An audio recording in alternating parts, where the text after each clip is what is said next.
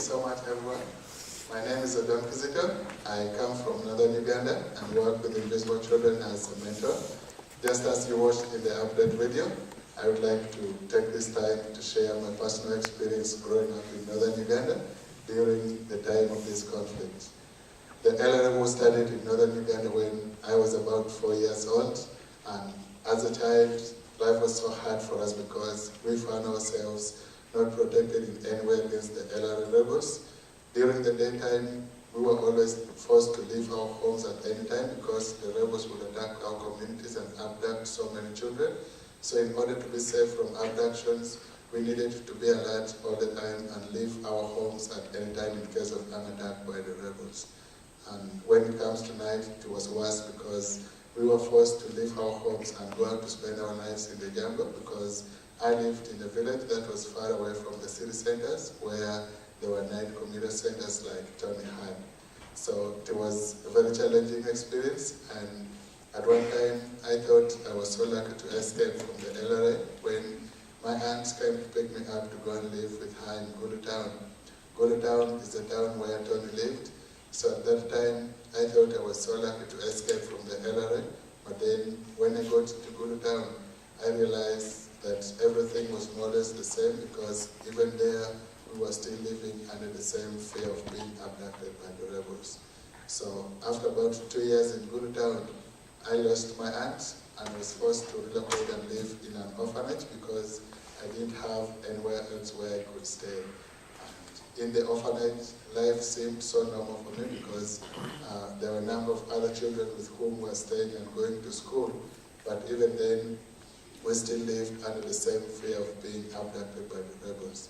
So one evening when we came back from school as usual, after doing our homeworks, it was bedtime, and instead of going to our usual bedroom, I decided to spend that night in the living room because it was so hot that evening. So I went into the living room and pushed away one of the chairs from the wall and then decided to just lie down on the floor since I was feeling so hot. So shortly after that, I fell asleep, but then was shortly woken up by strange sounds of broken glasses falling down on the floor. And when I woke up, I didn't actually know what was going on. So I decided to give myself a little time to try to think and find out what was going on. Then right away, a thought came into my mind that that could be an attack by the rebels. And so I straight away recalled a sort of promise that we made with my brothers when I was still in the village, that whatever the condition is, we must always try our best to escape being abducted by the rebels. And so right at that time, I started to think of what I could do in order to escape being abducted because the rebels had attacked our home and were right outside the house trying their best to break into the house. So I got up and walked down through the corridor and went into the girls' bedroom. And when I got into the room, I found the girls were like helpless. They didn't know what to do in order to escape being abducted and were only shedding tears. So when I got into the room, I opened a small window that was by the sides and then invited the girls to follow me so that we would probably get out of the house through that small window, and in that way we may escape being abducted by the rebels. So it was a small window and I had to squeeze myself in order to go through, and by good luck I was able to get out of the house through the small window, and one other girl also followed me out, and after getting out we were able to run out and hide ourselves in the jungle, and that was how we escaped being abducted. Otherwise, all the other children who remained in the house were abducted by the rebels, and some few of them were able to find their ways back home after some time in captivity, but others up to now have never made it back, and that was way back in 1996, and up to now we have not seen them, we have not heard anything from them, and I'm personally not sure whether they're still alive or not. So it was indeed a very challenging experience, but I'm glad I was able to go through all that and also escape being abducted a number of times by the rebels. And I was also able to go to school much as things were so hard for us, and that is why I am here today. I'm also glad that this long conflict has finally come to an end in northern Uganda today. And as I speak now, northern Uganda is relatively peaceful now.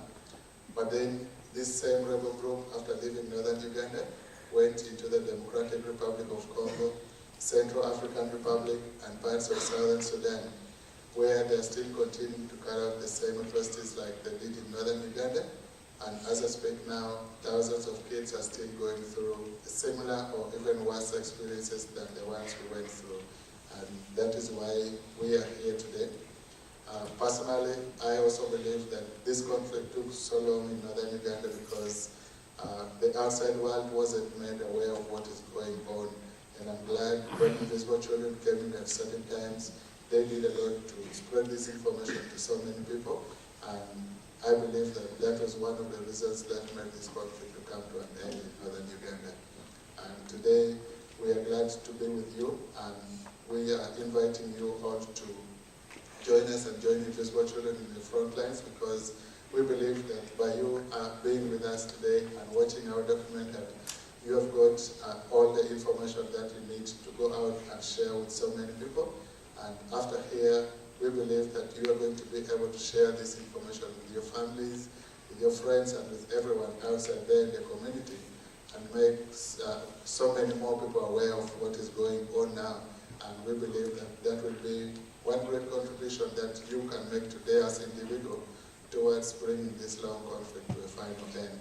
And we believe, or I believe, that you are not only going to end at watching this documentary, but you're going to go out there and share the story with so many more people, because right now you are already part of this story, and therefore we believe that you will accept the responsibility to go out and share this with very many more people. And we believe that that will be one great contribution that you can make today towards bringing this long conflict to a final end and saving so many kids who are at risk of the rebels right now in Central Africa.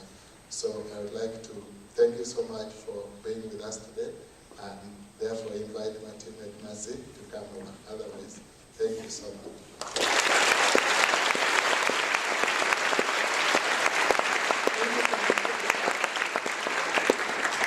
We're at the very end of our tour. It's incredible to still be able to stand alongside Kizito and share his story. Thank you so much for sharing so openly. Kizito spoke about it, you guys. You are now a part of this Invisible Children story. And I don't know if there's any history buffs out there, but every single war has an end. Every war has an end. It's as simple as that. And today we're here inviting you guys to become a part of that solution, to become a part of ending the longest running war in Africa. Today there's two ways that you guys can get involved and become a part of the solution. The first way, when you guys came in, you saw that we have a whole bunch of merchandise. We've got t-shirts that both Kizito and I are modeling right now. We've got bracelets handmade in northern Uganda. We've even got sterling silver bracelets if you're thinking about a gift for your parents for Christmas. You guys, 100% of the money we make today goes directly back to our programs and our efforts to end this war once and for all. How cool is that? Buying a t-shirt, ending a war. Simple as that. The second way we want to get you guys hooked up today is the most important way. You heard us talk about the protection plan. Now we're asking you to sign up for your frontline fundraising pages. I think everyone in the front here, when you came in, you had one of these cards sitting on your seat. It's a really cool looking card. It's also a really simple card. What I need you guys to do is simply fill out the back of this card. It will only take about 5 seconds of your time, and hand it to one of us at the tables out in the lobby. When you do that, we're going to email you guys with a link to your personal online fundraising page. This works just like a Facebook page. It is so straightforward. You can actually interact with fundraisers all around the world, and you guys are all working together to raise money for the protection plan. And this protection plan is making an impact right now, you guys. Those radio towers that we're setting up, one of the programs that we're working on is an FM radio project. So we've partnered with FM stations in Central Africa. And those FM stations are actually broadcasting messages directly to these children in the LRA, broadcasting these messages, letting them know that they're going to be able to come home, be rehabilitated, be reunited with their family, and be able to lead a normal childhood once and for all. This is an incredible way. Yeah, and the shirt that Kizito's wearing actually has the radio stations listed on it. Radio Zareta is the very first one we partnered with. That means Radio for Peace. So all of the money you raise on those frontline fundraising sites goes directly into that protection plan. For those in the back who maybe didn't get one of these cards, we've got computers set up outside as well. You guys are going to be signing up for your frontline pages as well.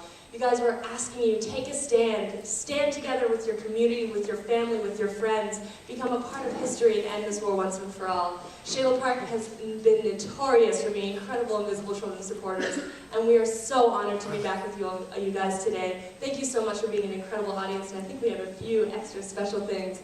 So give you guys a round of applause, you guys. Thank you so much.